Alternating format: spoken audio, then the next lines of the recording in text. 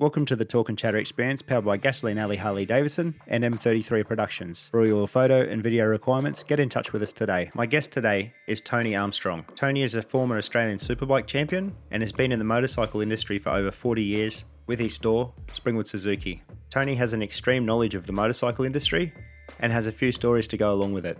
I hope you all enjoy the show. If you get the chance, head over to YouTube and hit subscribe, give us a rating and review on iTunes, and we'll be back with another show very soon. Welcome, Tony Armstrong. Thanks, Mick. Mate, it's an absolute pleasure to have you in. I've been a patron of your shop for my whole motorcycling life of living in Queensland, and it's been amazing to see that shop change and evolve over the time that I have been up here as well. So, who's Tony Armstrong? Tony Armstrong is obviously a motorcyclist that parents didn't have motorcycles or anything like that. I think it was going for a ride on a BSA on the tank when I was probably 4 years old around a backyard, and then fell in love with motorcycles. Is that right? So were you a Queensland kid growing up here, or? From grade 3, grew up just over the border in Kyogle for the first 4 or 5 years, then moved to Queensland and been here ever since. Oh, is that right? So, good place to grow up and learn around in northern New South Wales, isn't it? It is, good part of the world as well. But there's nothing like up here. We've been lucky with everything that's been going on the last few years. I think Queensland is the place to be. Absolutely, mate. And you made yourself at home up here, obviously, in that lifetime. When riding that BSA around, what was the first bike after being on the tank of that? What did you get into? I talked Dad into buying me a Deltex rock hopper from the local, I think the lawnmower shop sold them in them days. And it was, my first taste of motorcycling at probably 7 or 8 years of age. And, it was good fun. I wonder, that's obviously a predecessor to like a Pee-wee 50. I wonder how many bikes of those Deltecs they sold, because we've sold a lot of Pee-wees over the years and JRs and stuff, but a lot of people's first bike was the Deltec, eh?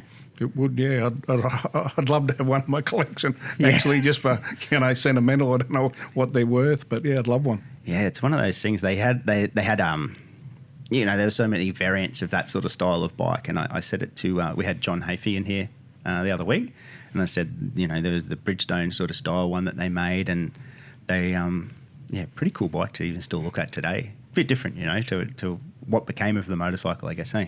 Yeah, for sure. So what was after that? Were you just socially riding around? You were just what was going on then? Went from there to a big bike. I think it was like a postie bike, a 90cc. Big banger. 90cc scooter. Yeah. And then when I was about probably 14 or 15, I purchased a IT 175, the very first Yamaha IT that didn't have alloy swing arm or anything. It was just fairly basic then, but that was really started to get the taste for speed then. They were fast too, eh? They were good. I've got a TS 185 in my collection home, and considering the suspension and the brakes and stuff that were on it for the time, it's surprisingly, even now you hop on and go, oh wow, that's got a fair bit of go. Those bikes were fast. Being the two strokes, they were very nippy. Yeah, and reliable. And reliable. Yeah, really they were bulletproof. Basic bulletproof bikes. So were you riding up around here, like dirt track sort of stuff, or what was your foundation?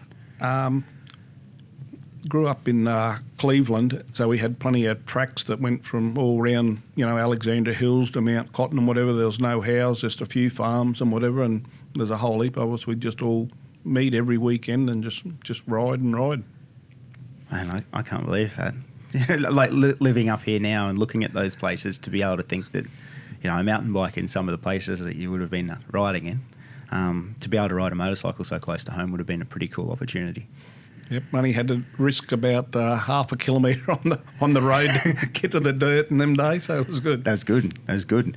And obviously, group of mates. You have your mates from school and stuff. You start to, when you get into bikes, you sort of start to find a home or whatever. Did that start to happen for yourself? Yes. Yep. That definitely happened. Got to start to ride a few, bigger bikes, and a guy said, have a ride of this GT 550 two-stroke. I was about 16. I had a ride of it, and I thought, oh wow, that's great. I want one of them. Wow, and that was your first introduction to a road bike? It was my first introduction. Was a GT 550 Suzuki. That's huge. And on the road, just straight away on the road, not rules, but no worries with it so much back then, I guess. No, it was I never had it was pre-licensed, probably was about 16. Yeah. And I thought I'll go and see the local Suzuki dealer at Capalaba, John Walmsley Motorcycles, and I put a deposit down to get one, and when he told me about a week later, he said, look, I can't get the GT 550, they're finished. Suzuki's making it's a GS 550, it's 4-cylinder, 4-stroke double overhead cam. I said, yeah, okay, I'll have one of them. And told all the mates, I've got this 4-stroke Suzuki coming, and everyone said, you're mad. Suzuki's never made a 4-stroke. It won't be very good, but let me tell you, it was bulletproof. Hey, there's still a lot of them floating around now, Tony, isn't there? Like, you look at that era of the GS and stuff, the early one. There's still a lot of them floating around. 550, 650, wasn't it, and a 850? Yeah, is that correct? Yeah, correct, Mick. Yeah, they did 550s and. Yep. 750s, 1000 cc's Obviously, in the GSs, then the G models with the shaft drive, which was 850, like you just mentioned. Yep. There was lots of them. When they were just bulletproof. You could not harm them in any way. So did you still have your IT at that time? No, IT was sold to make way for the road bike. For the road bike. Did you kick around on dirt bikes much longer, or was it straight to you had a love for road stuff? No, I just had a love for the road stuff.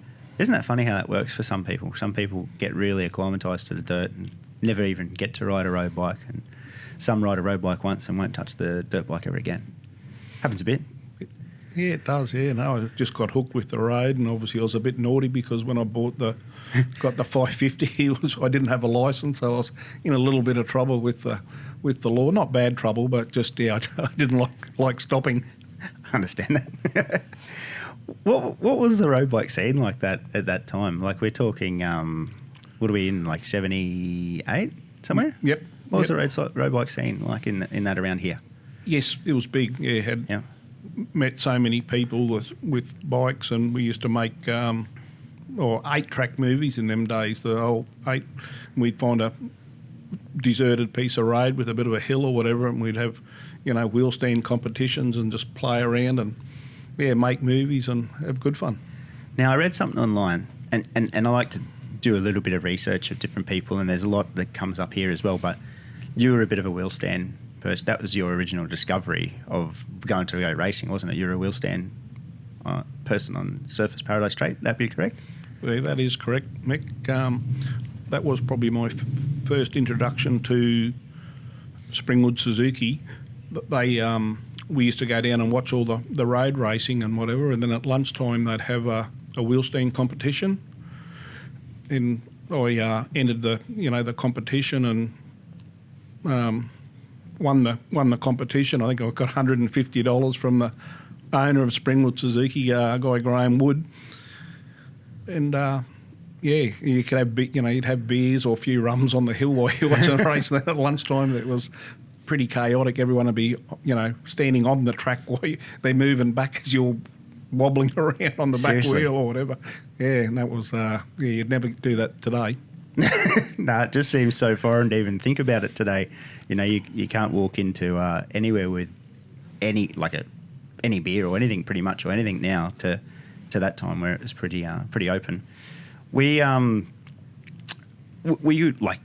a good rider? Like, I know you can wheel stand in that, but did you get straight into it and you obviously became good straight away, or how'd that work for you? I had a GS 1001S that won the wheel stand competitions and that on, and it only had foot pegs that were about an inch long because they'd all ground off, and I was forever having to arrow-dite up the alternator cover from wearing a hole in it. And that was the service station where I did my apprenticeship at. The guy who owned the shop then come in to get fuel, and I was a Bowser boy besides a mechanic, and I recognised the guy, and he just said, "Oh, you're the guy," because the bike was at work. You could see the bike there, and he said, "Oh, you're the crazy one that does the wheel stands and whatever." I said, "Yeah." He said, "Come and see me. Katanas are just coming out, and I'll get you racing on the racetrack. I'll point you in the right direction," he said. Wow. So he said, "You shouldn't be doing this on the road," and yeah. And there you are. So your first, had you done it like, because they didn't really call them track days then, it was a club day, wouldn't it? More so, like, would that be right, do you know? No, first up, even on the GS1000 with the Katana, we'd hire Surface Paradise on a Saturday afternoon. It cost us $10. You'd just ride down there and cut loose on the track with guys on CX 500 Hondas to all kinds of different bikes, but we'd just go down and burn around the track, and yeah, loved it. So it was just a matter of just hiring the place and just rocking up. Wow. Sounds like a good time, eh? Like, yeah, that sounds really good. I was a member of the Richmond River Motorcycle Club. I think they were the ones that were doing the days down there in those times, like the club days and stuff. They hired the track and that. So it's interesting to talk to some of the members over the years and different things about how it went and how it was and how it grew. And it was a good track, eh? It was a great track. Yep, a lot of memories there. How was riding the Katana? Did you go from a 550 to 1,000, then the Katana? Is that correct? That's correct, Mick. Yeah, the Katana didn't really know what to do to it, but pull all the lights and stuff like that off it, and put some different tyres on it, and went to, I think the first race meeting was at I think it was Surface Paradise, and just I think they had, I think it was D grade in them days. They had D grade, C grade, B, and A grade. So it's pretty crazy, like that era. And were you turned on to racing at that part, or wasn't really were you interested in it? Yep, as soon as straight away, hook, line, and sinker. Because that era of the GS1000 and that through the American Superbike, if you look back through the history, some of the Wes Cooley bikes and stuff through then, pretty iconic machines nowadays, isn't it, to look at? It is, yes. How was the Katana once you got going? The Katana was good. I think, first race meeting was and on the podium, a third, I think it was, and then the next time raced it was at Lakeside when I won the first race, and then I think got kicked up to C grade and just started kind of, was towards the pointy end all the time. The Katana was, it was a cutting edge motorcycle back when that first came out. I was going to ask you about that. So that was, how over the years there's been, obviously 85, the GSX-R 750 come about, changed the way of bikes. 98, the R1 came out. That was one of those. Katana was probably that as well, wasn't it, in the early 80s? Exactly right, yep. Like you just said, the Katana, then the 85 GSX-R, and probably the 900, Kawasaki. For sure, yeah. But, the 754, the first real four-cylinder Japanese bikes. They're like game changers for all the brands. Like all the brands have had a chance to do it. 916 Ducati, just changed things the way that they sort of went. So club racing through that early 80s period and that. What was like the scene like of that? Like from the photos I've seen and things like that, it was packed. Like people just embraced racing bikes. It was like a small GP or whatever. There was just that many people there for our small tracks. Everyone, got behind it, and it was racing was very, very big back in the 80s and the 90s here in Australia. Well, and forgive me for not remembering properly, but was it Graham Wood? Was that the name? Correct. So that was your first introduction to that gentleman. How did, obviously Springwood Suzuki, it's an iconic store. You've been yours for 40 years this year. Congratulations. How did you get into being part of that store? You're obviously a mechanic. Did you get in there as a mechanic or just buy it? No. Graham just wanted to get out after I first got in, and I ended up just buying a half share off him. Yeah. He'd let someone else in. He'd sold half a share to someone, then half a share to myself, and he kind of got out. But we stayed friends right till his passing a few years ago. Man, that's an incredible relationship over many years to hold on to, and obviously there was a bit of he obviously seen something new at that time to get you on into that as well, yeah. Yep, that's right. If it wasn't for him, I wouldn't be sitting here right now. That's for sure. So yeah. When we're chatting downstairs, you said that they were in Moss Street originally. Did you go there originally in there, or they'd moved around? It had moved to Kingston Road. It had moved to Kingston Road then. I think it moved to Kingston Road in late 79, I think. And in the same spot that you are these days? Exactly the same spot. It's just gradually... it's got a bit bigger we'll get to that. like the owner. We'll get to that. Not that part, but we'll get to the bike shop part. At the time, so Suzuki's obviously going through an awesome period of bikes and stuff like that. Was it a good time to be part of that brand? Yes. Yeah, just straight away. Yep. Because you look at Kawasaki probably had their run of the 70s. They had a really good run through. GPZ came through. That was good. But Suzuki really went on a run of some pretty cool models through the 80s, and pretty iconic time for Suzuki, I think, eh? Yep. They definitely grew.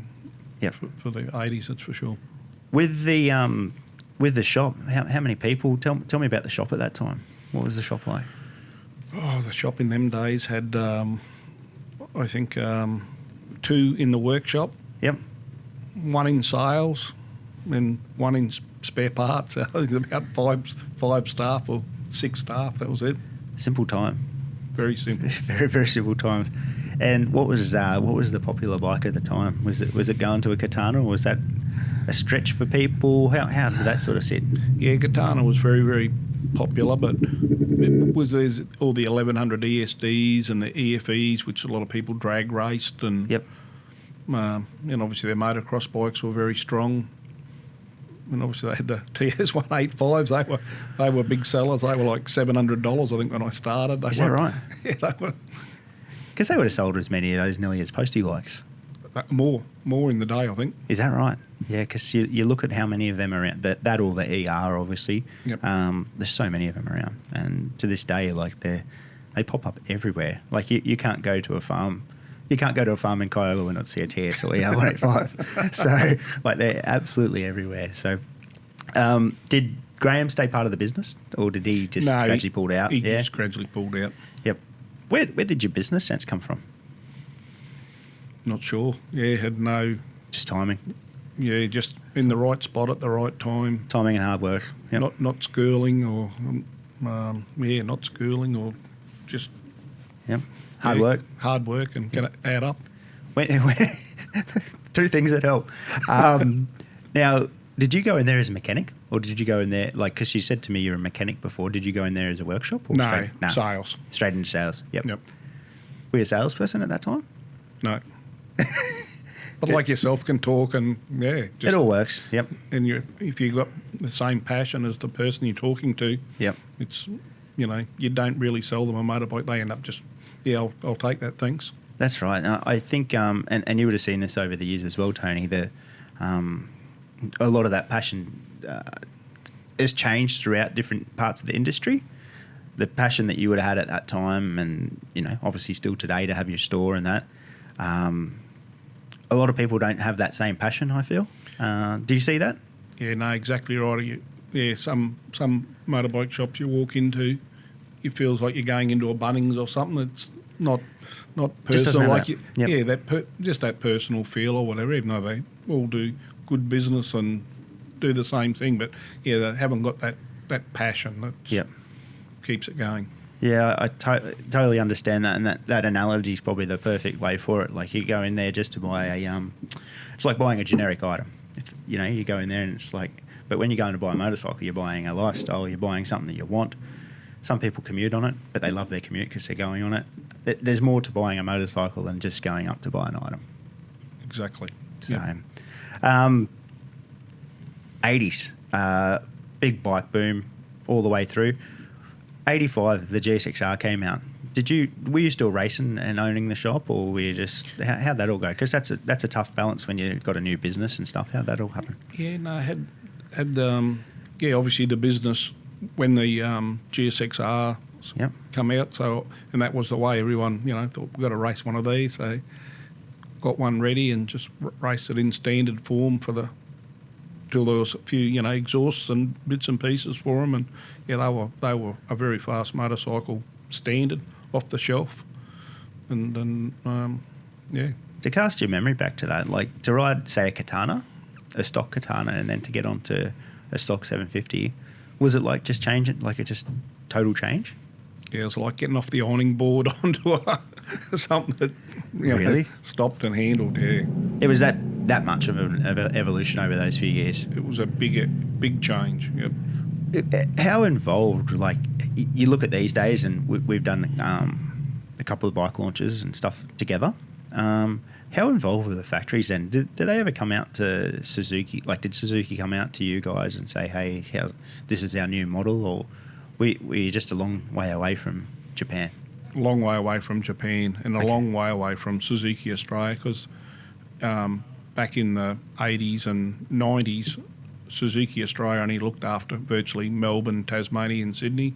There was a separate importer for Suzuki into Queensland and Perth, and a company called Mayfairs, and they still are the only people anywhere in the world that do the Suzuki cars here in Queensland. Seriously? Because of the relationship they've had with the factory, over all the years. Wow. So that's just how it's always been, That's how it's and always will be till whenever. Yep. That's intriguing, because you just automatically think that it would just be nearly one brand. I know over the last few years, and you've seen it evolve with the brands you've got in house now. I guess that's sort of starting to change its way with other manufacturers. So I guess it makes sense, but it just seems a bit odd, With the racing, what sort of tracks were you doing then? Obviously Lakeside. We had just Lakeside and Surfers Paradise. Yeah. Then I decided I'd go down to I think it was what's the one outside Melbourne? Sandown. Yeah, Sandown. Sandown, yeah, yep. Sandown, Calder. Calder, yep. Calder, that's it. So I went to Calder just for a different track and more different competition. Everyone said, "Oh, look, Melbourne's the home of the superbike, and you'll struggle down there and whatever." But me and a couple of mates went down there and showed them how to go around their home track. Do you remember some of the names that were racing around that time down in Victoria? Who would have been coming through there, you reckon? Yeah, I was in the era of obviously Rob Phillips, Yep. Mick Doohan, Michael Dowson, Lenny Willing. Oh, I can't think. That's great. Yeah, Crazy names. Mal Campbell, and Yep. a lot of furious competitors. lot of talent there was. Yeah, I watched and I'm guilty of this. I just love I still love the bikes, the sport so much of the bikes. I watched the 1988 Superbike Championship from Lakeside. The coverage actually is probably better than the modern coverage. The ABC did a pretty good job, to be honest. But it was an interview with Robbie Phillips midway through, and it was, John Smales, how did you think this went? And you've got the option to have so many bikes, and he's like, just straight back a bit. Well, we don't have the option as the factory teams have so many bikes, and I was like, that's just you would never get to hear any of that sort of thing these days through the paddock. It was pretty cool. It was so raw, Yeah, tell it as it is. How it is, there was no media training, there was no nothing, and I'm like, that's cool to see. And I was watching, I think, man, I'd love to see more of that. That'd be pretty damn neat, and probably not too bad for the sport too. ABC did a good job back then with the coverage. So, how was Calder riding that? That's a damn fast track, fast straight, pretty tight back section. It is a bit like Willowbank, not a bit boring. There's nothing too technical. If your bike's fast and you can know your braking markers and whatever, you go pretty good there. Now, 88, you won what was as the Australian Superbike Championship. Huge thing to win, the most prestigious thing that we have in our sport for road racing in Australia. How'd that feel? It was fantastic. Yeah, it was a good feeling. It was come down to the last round at the home track at Surface Raceway, which was Surfers Paradise's last race meeting ever. Was it really? And I won the championship on my birthday. What an iconic day. So it was a good birthday, and my younger son was born the next day, so it was a party weekend. Oh my goodness, that would have been an emotional time, mate. That's huge. Who comes second? Do you know? I think Mal Campbell or Michael Dowson. Damn. I'm not sure what order they were, but there was the three of us. Yeah. Because you look at that time, I think Mel went on the run for a couple after. It's a pretty damn good era of the sport. Like some furious competitors in there.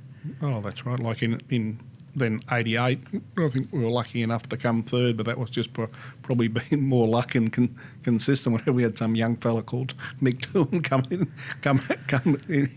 on the Yamaha and show us all what to do as well. So what was that Yamaha he was on then? Was that the FZ 750? That's right, isn't it? FZ 750. The OW. Yep. Yep. Yeah, basically like a factory spec bike too. They're pretty good bikes too, weren't they? It was good bike.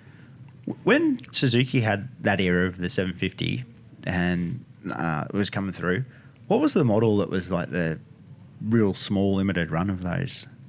They had like a full race spec sort of thing, like a R, I guess, or something that you'd call these days. What was that? Do you remember? Yeah, that was a GSXR 750 RR. Right. That had a aluminium fuel tank and close ratio gearbox and titanium valves and straight up. There was only there's probably 20 or 30 of them in Australia. It was very, very limited numbers. Is that what you're on, or not? No. So you're on a complete GSXR 750R. Yes. Okay. Yeah, because I was often wondering that, because you look at some of the other bikes that were coming through of the era. There was some pretty special machinery in there, and it shows you how good that GSXR was as a bike, eh? Yeah, that special one that they made, it kind of came out too late. It was like 89. They'd already been out for 4 years. Yep. So there was other, models coming along in other brands that were really developed, eh? Yeah, developed. Because you look at the ZXR came along. That was a heavy hit. There's some pretty good bikes come through, around that time, and obviously it got to a time where you obviously seen that as well, because you've seen the Katana, you've seen the GSXR, then the next one's copy and repeat and improve the formula, don't they? Yep. What was the other tracks you're on for that Superbike Championship? So surface, you would have had a lakeside. No lakeside. No surface. I think Oran Park. Yeah. Was that fun to ride? Yeah, that was a great track. Yeah, technical. Very very technical. That was a good track.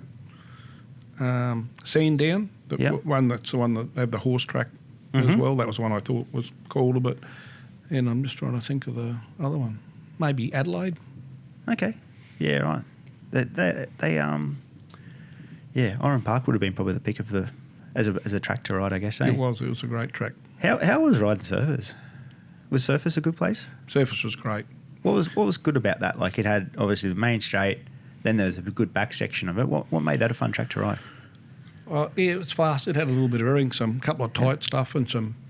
I think under the bridge at Surface was the fastest corner they ever set on a racetrack in Australia. Wow. Yeah, in a lot of runoff area.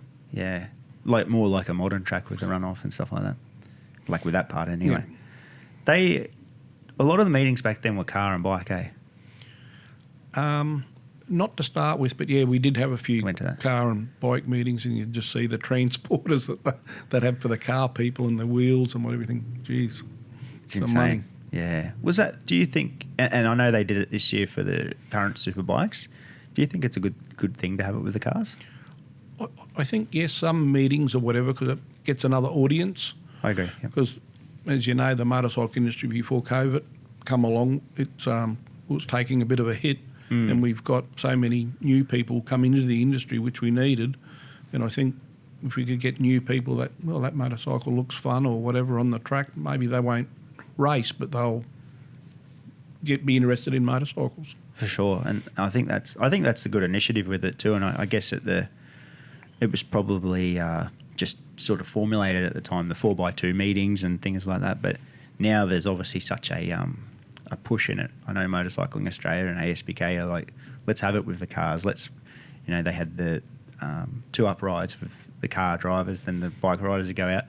The media that came from this year's one was really good. It was exciting, and it's something that you want to actually watch and see, and hopefully bring some eyeballs to a different side of the sport, because the cars, for some reason, get massive amount of eyeballs on it. They do, yeah. The big, huge crowds, and in the 80s and 90s, the crowds that the motorcycle got is similar to what the cars get today. Yeah, I can imagine that would have been, and seeing some of the footage of your Oran Parks and that with that hill, like it was packed. It was just insane. Did you ride Bathurst? Yes, did ride Bathurst. How was that? I raced Bathurst as a B grader, and they didn't have the dog leg, the chicane in it. So it was just a full Conrad. So it was just full, flat out down as fast as, I think we did 260 or 270 back in that. That's a long way. In them days, but it's didn't only race there once, and I thought it's dangerous for a motorcycle, and I thought I couldn't care less if it never come back. Yep. But a few years later, some track was cancelled somewhere, and they ended up having around it was a thing called the Australian Superbike Series, and they had that at Bathurst or whatever. So I had to go back because I was kind of going very well in that series, but a lot of people weren't keen on riding there, but we all had to ride there, and you just try and do it safely. What were you on at that time? Was that a G6R? G6R. Yep. Hey, that straight would have felt like forever. It was. Like it's a long, compared to what we have, that's a long straight, especially without the King. Actually, when we raced the Australian Superbike Series there, the King was there. So I raced there once as a B grader. Yep. Thought, I've had that experience, and then went back a couple of years later, that chicane was in it. Was it better? No, I liked it. You liked it? Yeah. It was a really hard break at the end from such a... Oh, it would have been. How were the brakes on those bikes then? Pretty good? They were good. You wouldn't want another big straight after it to stop again. Need a bit of time. The supercars there the other week, and think of a bike running around the top of the mountain would just, especially a modern as well, like the speed of a modern superbike on top of it. It's not really top speed, like 270 k's an hour, 260 in 1987, 88, 89. That's damn fast. Yep. But to come around the top of a modern G6R 1000 would be just so fast up there. Well, I watched a little bit of Bathurst, the cars there, and you see the rear view mirrors are hitting the fence on that. Consistently, and I thought, how would you be? You'd have to have your handlebars just about scraping there to make it work, to be the perfect lap. Yeah. And you watch every race now. You watch the ASBK the other weekend at the Bend. Everyone is on the limit. Like there's not much room for forgiveness at the moment. The fitness is at a peak. The bikes are fantastic. There's no room for forgiveness, So it'd be a crazy time to watch a superbike around there. But they're fast now, aren't they? Very fast. Yeah, I think I'm not sure what the world superbikes how fast they are, but you got MotoGP 360 at some tracks. It's so fast. It's but it's awesome. It's awesome to see. Did you go to the 89 GP? Yes, went to. As a rider? As a rider. Yeah, because they had the support for Superbike. Race. That's right, hey? Yep. How was that? That was great. That must have put, obviously the Wayne Gardner time put a huge spotlight onto Australian motorsport, and then obviously Mick Doohan to come afterwards as well. But that would have been a pretty cool time to be part of the industry, wouldn't it? It was. It was a great time. How'd it go at Phillip Island? Was it fun? It was fun. Yeah? It was fun, yeah. It was just the atmosphere and, racing in front of 100,000 people was, huge. And did you do all right there? I wasn't on the podium, so... Okay. But and as a competitor, that'd annoy you a bit. But, tough fields too. Like you look at that time as well. It was a pretty crazy time of fields as well. Was that around the time when Robbie Phillips had that massive crash that had the sparks and everything on the 750. Do you remember? I think it was, yeah. He ran off coming onto the straight. Turn 12, yeah. or 13 or whatever it is. Yep, you're right. That was that time, hey? Yep. That drew a whole lot of attention on Australian motorsport for a period of time. I remember seeing some footage of some of that coming through, and it was pretty impressive, eh? How was the Wayne Gardner years? Did that, because he came back and did a couple of wildcard stuff at Surface or Morawakis and stuff. Would that be right? Did you ever ride against him there? No, only in the Earlier? support race or whatever, but not against him. Yep. I think he did a Swan. They had a thing called the Swan Series. Yep. And he rode a one of the NS 3-cylinder 500 Hondas. As a sort of, not a test, but it was probably a test, really. Yes. With your racing, were you like private? Like you funded through the shop, obviously, through your business? You were a privateer? Privateer winning a superbike title. Pretty cool. Yep. That must be a good feeling. It was a great feeling. When did you finish racing? You went through for a long time afterwards, I know, but... I stopped in about... I think I had my accident in 90. So what was the accident? Lakeside. Yeah. Just a big high side. Launched me high up into the air and come down and wrecked my right elbow and put the right femur out of the... out not through the leathers, but out through the skin and whatever. So that slowed me down for a little bit. Whereabouts, Lakeside? What's the top? Eastern? No, not the Eastern Loop. Southern Loop? Southern Loop. Yeah, okay. Coming out of the Southern Loop. No fence or nothing, just the way you came down? Just come down. Oh, yeah. Jeez, you must have come down hard. Yeah, actually, someone's got a photo and you can see the bone sticking out with the leathers. Yeah. On the track, I don't know. Oh, that's torture. That's torture. So, like, you're probably 8 years into being a business owner. Yep. That must be a huge shake-up at that time, yeah?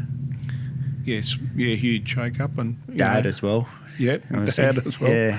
But yeah, just kind of all I lived for was racing before that. And then when I was injured and recovering, I concentrated on the business a bit more, and I just watched the business grow, you know, overnight as well. And just put a bit, I put as much effort into that as I was racing, and it just went great. That's an interesting one, isn't it? Like, you know, a lot of people, I don't know, they say they want to do something or whatever, but they don't put the time into doing it. And, you know, like you're saying about your business, if you want to do it, it can happen. You know, like put more time into it, things do generate, don't they?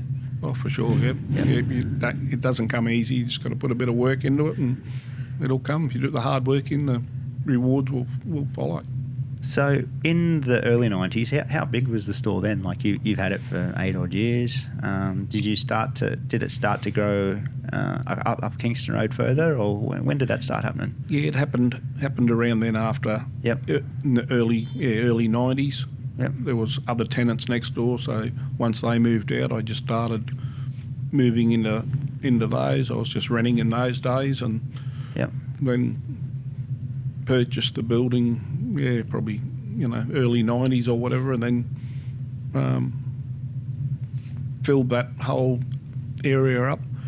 And then had an idea after travelling overseas a bit. I seen a cafe in a motorcycle dealership, so I thought, yeah, I'm going to do that. Yeah. So I bought the block of land next to work, and we built the new shop and the cafe, and wow, yeah, business just kept growing and growing at the same time. So what was that? That was a scaffold place or something? What was in beside you? No, nothing. It was just a creek. A block, was it? Oh, a creek. Okay. So you had that, then it shrunk, it grew to that next part where you got now, like that side. That's it. Where the driveway is, hey? That's it. right. Yep.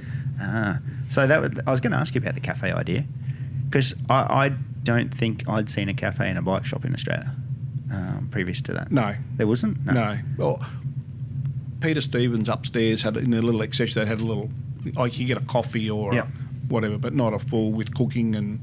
Like a proper facility. Proper facility. Because that, I remember the time, it was about 2000, early 2000s anyway, somewhere around that. Yep. Where did you go overseas to see that? Who was doing it? A shop in England. They had it was a tram outside, actually. It was an old tram. Yeah. And it was it was the cafe with seats out the front. It kind of wasn't in the dealership, but it was cool, and they had some memorabilia and whatever. So I just started collecting, memorabilia and photos, and used to go and watch a fair few of the, well, it weren't MotoGP, 500cc races with a mate, and could get access to the pits on it. So lots of photos which are still hanging today in the cafe of very young Rossies and stuff like that. Mate, you've got a collection of stuff there, and anyone that's listening, go in and take a look, because you've got an awesome collection. Just different memories of different things and different riders. Obviously, some leathers there, some of the photos, some pretty iconic people that you've obviously been associated with over the years as well. And I know of a couple of people, but you've helped foster a few careers through the store as well, like sponsored riders and stuff like that. That must play a big part in, obviously, for you to continue to do it as well, yeah? Oh, for sure, yeah. No, I was, passionate about it, and sponsored, lots of riders, and managed to get one of them into, the World 500 series for half a season, young Brendan Clark. Yep. And so no, it was pretty good out of just looking after some some people that I seen some talent. It's one of those things too, because unless people, it's so difficult. Like, it's so difficult to make it in motorcycle racing. Unless people can help in any way, so many people just never do, No, exactly right. Yeah, look, there's so many people out there that can probably ride a motorbike and ride it well, but you need to, you need to be able to ride it, obviously, but you need the luck and some. There's some people to help you. Yeah, some ingredients. You need the support. You need to have a few people to help. Now, as the shop grew, you had Suzuki the whole time. Did any other brands come in the 90s, or did you have, is it always Springwood Suzuki at that time? It was Springwood Suzuki until probably about 96 or 7 when Aprilia approached us. Ah, yeah. And then we added Aprilia, and the little RS250 become the production bike to race bike instead of the the Suzuki RGV or whatever. Yep. So I went back and raced for a year. Oh, did you? On one of them in, I think, 98 or whatever, just did the local club days. And how was it? For a bit of fun. Yeah, I think I managed to win one race or something. Had Queensland Raceway come in? Yeah, it would have. Yeah, we raced. Yeah, we had Lakeside in just Queensland Raceway. That'd have been good. That'd have been a bit of fun. Yeah, it was just me and a couple of mates. We just did it for fun, yeah. And they're a good bike. They were one of the ones that changed things as well. That's one for sure. Now, at a period of time as well, you raced some GP bikes as well, didn't you? Like 250 GPs and stuff as well in there? No, just had a couple of... Just some runs on them? Yeah, just some runs on them. Were they fun? Like not compared to the GSXR, but GSXR is a very production-based motorcycle. It would be a pretty cool feeling to go ride a 250 RS or whatever it may be, well set up. Yeah, good fun. I did get to ride a... When before Graham got out of the shop, we bought a RG 500, like a MotoGP bike. Yep. And we raced that. It was a pretty old bike, but it was still very fast, and no one had one. You could still beat anyone that had a superbike. Wow. Even if something happened to one of the cylinders, it was still just as fast on 3 cylinders. Damn. But if it would hold together for the whole race, you could win by a fair bit. So they were quick. They're a quick bike. Now, is that, can we talk about your bikes? Yep. Is that the one you've got? No. No, I know where it is, but I don't own that, unfortunately. Because that's a to have one of those as a race bike these days to still have, it's a pretty classic motorcycle, isn't it? That particular bike, that frame number and engine number was 000001. Oh, wow. It was a first, I think they called them a Mark 1 or something like that. Yep. And I think maybe Jeremy Burgess might have even originally raced, who was a mixed mechanic for many years back in the, must have been maybe the 70s or something. I forget when it came out. I think he went to Grand Prix mechanic in 83 or something. So it would have been 79 or something. Yeah, before. Yeah, late 70s maybe. So this was like the Gamma sort of era. Is that right? No, before the Gamma. Before the It was Gamma? just a square four, same Same design, principle. Yep. same principle, but yeah, it was just the first of them. Were they just? Now you're a mechanic. Were they just hard to tune, or was it just they just weren't built? No, Right. they weren't hard to tune. They were just so many moving parts. They had like rotary disc valves where the carburetors went on the sides that, because it's 4 cylinders, so there's 4 of them and 4 of this and 4 separate crankshafts and so it'd be like 4 motocross engines together. They just, you got to rebuild them. So a superbike weekend was a hard work. Yes. A race weekend was a hard work. Yes. Yep. It's so easy now, isn't it? Like if you go bike racing now, you can buy yourself a bike from your store. You can put a power commander on it if you choose, or tuner. They come with a quick shifter. It's easy now, isn't it? Compared, like in that way. Oh, a lot easier. The bikes are set up. The bikes are, they've got, traction control and everyone's wheelie control and launch control. Yep. Do you still enjoy riding? Love riding still. Still love it. Yep. Don't do it as often as I should, but normally something new comes out. I'll grab the keys and the helmet and Go for it. Go for a ride.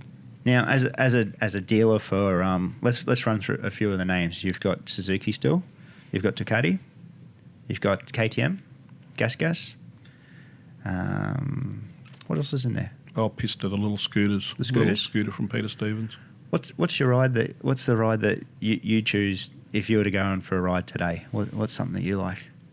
The Diavel. It's comfortable. It's got cruise control. Legs are forward.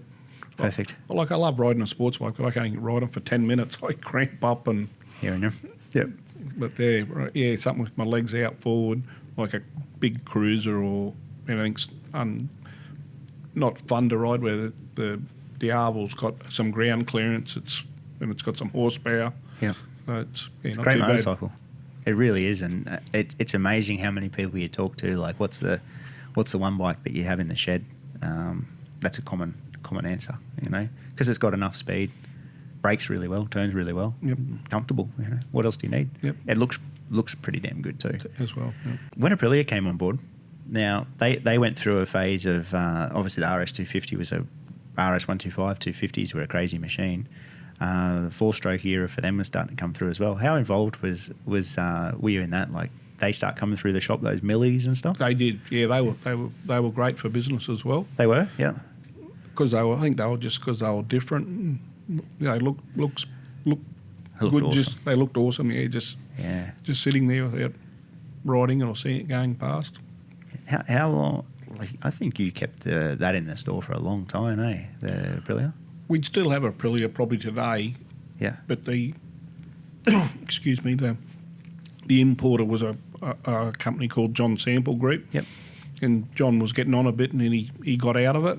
Ah. And at the particular time when we didn't go ahead with Peter Stevens, took over the Motor Guzzi and Aprilia, we decided not to keep going. Yeah. Okay. Yep. But Aprilia is still, I've got a soft spot, that's for sure. I can understand that. They're a nice machine, very nice machine. Because with JSG or John Sample Group, I think you had Piaggio in there for a little bit too, didn't you? Correct. So in that like 90 to 98 sort of era, did you go back and do some track days and stuff like that? You still obviously rode a fair bit. Yeah, just went and had a ride on the 250s, just at some local meetings at Lakeside and out at Willowbank, just for a laugh and a bit of fun. But it was good fun. Now, obviously, kids come into it. You had, was it Anthony that was born the day after the Superbike? That's correct. So he came through it. I did a bit of supermoto in the mid-2000s against Anthony, but he also got into racing bikes as well. Did your family adapt to bikes straight away? Was that something that... Yeah, he always liked the bikes, but he loved his motocross or whatever. Yeah, and right. I didn't want to ever push him to go road racing like me or whatever, but a few of the tracks had some like some motard days, a motocross bike. You put some different wheels on it and go. And he went okay at that, but he didn't ask to go any further, so I didn't push him to go anymore. Fair enough. Yeah, it's just something that seems, they're into it. It's obviously came from somewhere. So now through the next era, the 2000s, the cafe for your store, the cafe must have made a huge dint on the market of Slacks Creek as bike shops in general, because that was a big move. Like, a lot of people come to your store then, on top of what was already there, eh? Yeah, no, the cafe was, definitely a good idea, because people would just come there and meet. Yep. They'd probably still go off and look at the other bike shops and whatever, Yep. but they'd all meet there and they'd get to see, our latest models or what we had. We mightn't have sold them a motorbike, but we sold them a coffee and a Yep. steak sandwich or something. It's as I said to you before, it's one of those moves that you just think, I just can't believe it wasn't just part of the scenery already. Just when it happened, it was like, oh, this was like it's meant to be. It was a good cafe right from day one, wasn't it? It's Done a good job. Great, it's a great cafe. And I can't believe no other shops have really followed, except probably here you've got Gasoline Alley with what they've done here, which I think is be great for them as well. 100%. It's just, I'm the same opinion. I just don't see why locally it's just not done, and it's just such a social thing.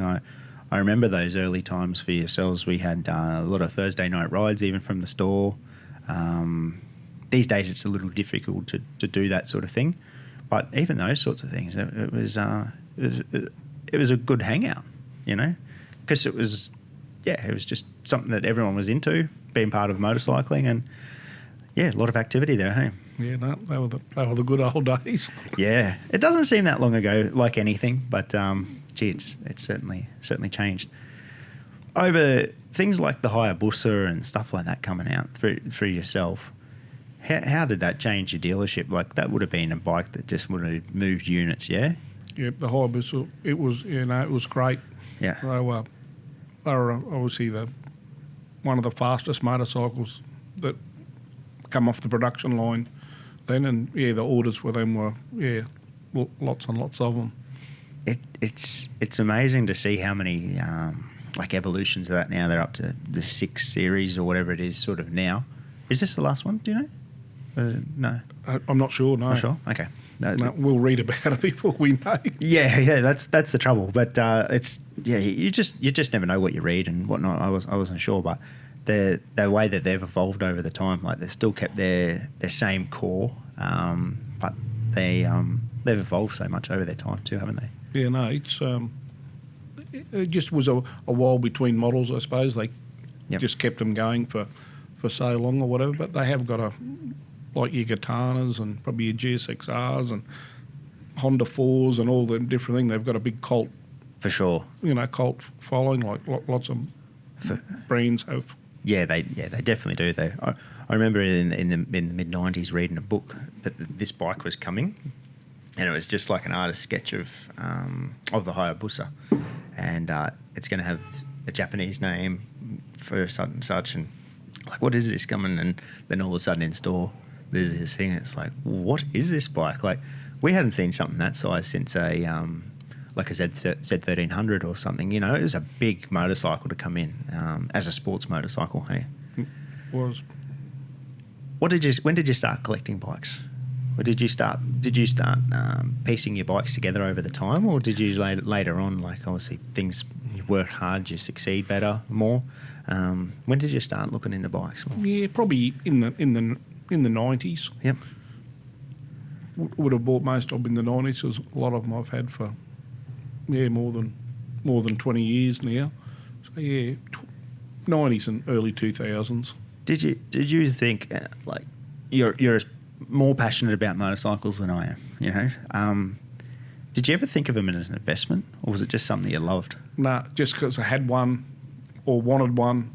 Yep, good. Old water bottles or an RE5 rotary, very odd, different stuff. I thought I would have liked one of them. Yeah, I love that, because it just sort of seems now, and it's probably sort of like the Bunnings idea, a lot of people buy them just for the sake of them being an investment, not the sake of, gee, this brings back a really cool part of my life or memory, What are some of the ones? You've got an RE5 rotary, obviously, or you had?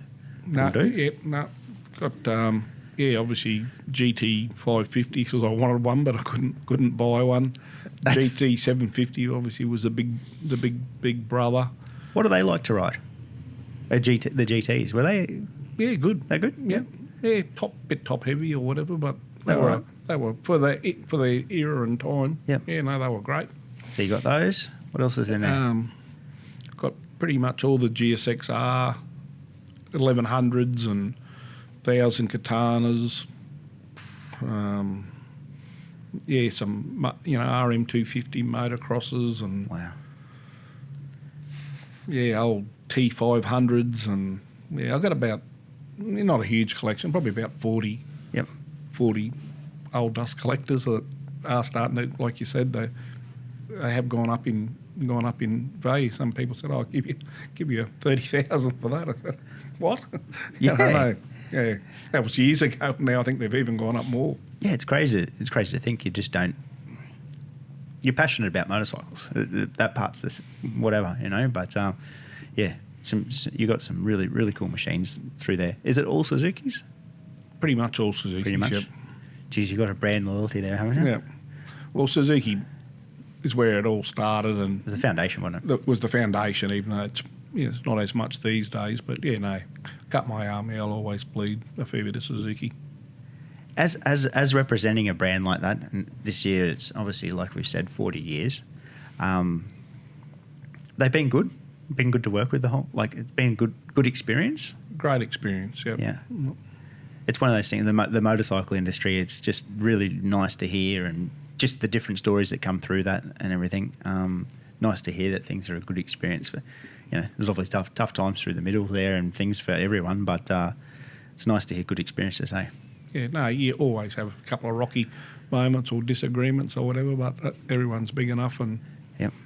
get on with it. And yeah, What did you think? Like we mentioned it before, but what did you think was the not downfall, but pre the last 2 years or 18 months? What bike industry was in a tough time of. It was just a really tough time. Actually, automotive industry in general, cars as well, cars, trucks, everything. Why do you reckon that is? I think the cost of getting your licence in Queensland, I'm not sure, can't talk for the other states, but like it was $1,000 if you want to ride a little 100cc motorcycle. It's not a scooter. It was very expensive to get your licence. And when you could get your licence, you couldn't ride a bike for 12 months. You had to have a car licence first. So, the poor apprentice that's on low wages, it's his ideal transport, a cheap motorcycle to get to and from work. Yeah, the government and legislation, I think that was one hiccup that stopped it all. That's a constructive one, isn't it? That's exactly right. $1,000. You imagine going back to being an apprentice, and someone slapping $1,000 in your face that you got to do that. We all love riding and that, but gee, that's a lot of money. Is it the same for cars? Do you know? No. Just for the bikes? No, just for the bikes, yeah. Wow, legislations. Any other things you reckon with it? Yeah, it just seemed to take just a downturn. I thought when petrol, would always get expensive, I thought, the motorcycle industry might get a bit of a, spring along, but it doesn't matter how, petrol's probably the dearest it's been for ages at $2 a litre or what it is. I thought that would be good for the, the industry in general, but yeah, it hasn't really. No one's complained about the price of petrol. People just, Australia, we just roll around and just whatever goes.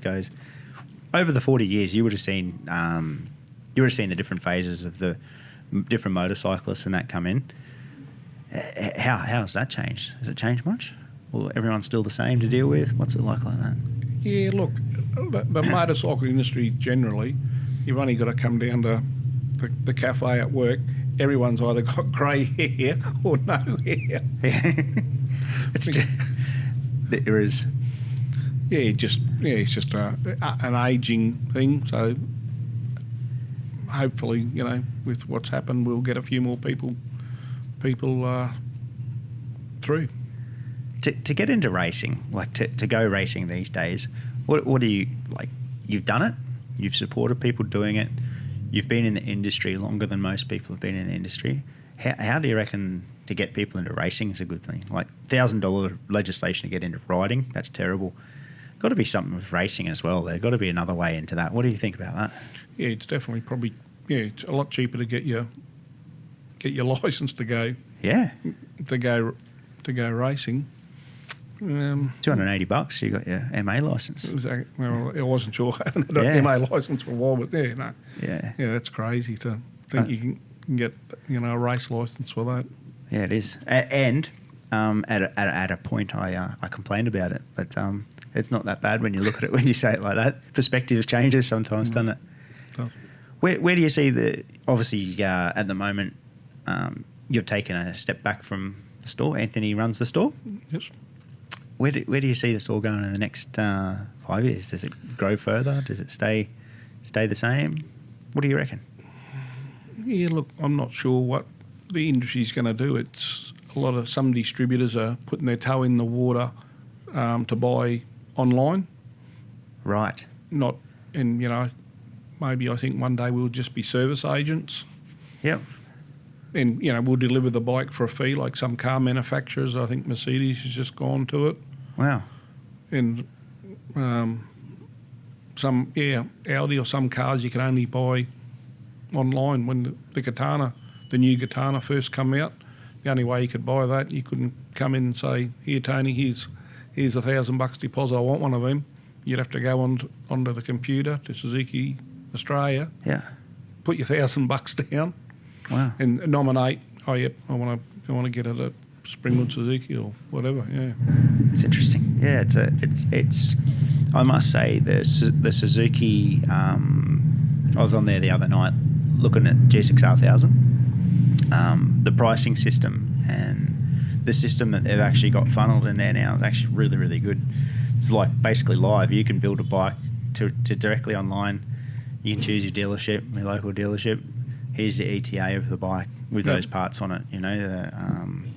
The case savers, whatever it be. I looked at that. I'm like, oh, that's a nice way to do it, especially if you know the things that you're after. Then you can come into the dealership and say, here we are. Here's a list. This is what I want. Yeah, and now you say that, I'm like, oh, that makes somewhat sense now. It's it's changed, hasn't it? It has. It really has. With the any things you would change yourself over the 40 years of being in the industry? Change? No, not really. No, just you get lessons along the way. If you knew what you knew now, you probably would do it different. But no, I think just it's keep been it as good. it is. Yeah. One question I've always wanted to ask you: staff retention. Have you done it so well? Look after them. Yeah. Look after your staff. Yeah, we've got staff over 20 years. We've got probably 10 staff over 15 years. Yeah. And, some new staff there that, even in the cafe, cafe staff, which is cafes, the highest turnover industry in Australia. Yeah. We've had some staff over 10 years in the cafe. Yeah, it's a place that you walk in, there's a familiar face every time you walk in, and it's a credit to yourself and the rest of the team that's around there, because it's a hard industry to do that in. Cafe for one thing, but the overall industry of the motorcycling, it's a credit to obviously everyone that's been part of that, because I walk in there, I've had the same service since I had in the 90s, and it's been a good ride, mate. Yep, thanks. Thanks for coming in. Yeah, it's great, Mick. Yeah, it's good. I didn't know what we were going to talk about, but it was good fun. I like it like that. I could send a list of things that we could talk about, but I'd rather just talk to you. You're someone I really wanted to talk to for a long time, and I've enjoyed being a patron of your store. I've spent more paychecks there than I haven't, and it's been good over the years. And there was an era there where I had some different coloured bikes to what your store had, but you opened up a store, and you had the store in Bundaberg, yep, which opened the doors to some other parts and stuff I was able to buy from up north, yep, which was really nice for that era, mate. So thank you for everything. It's been good. Well, cheers. Awesome. Yeah, great. Thanks, mate. Thanks. That's all we have time for in today's show. If you get the chance, head over to YouTube and hit subscribe on the Talk and Chatter page. Also, head over to iTunes and give us a star rating and a review there. It all helps to get the podcast out there. A big thank you goes to everyone that's been doing this already, and we'll be back with another show soon.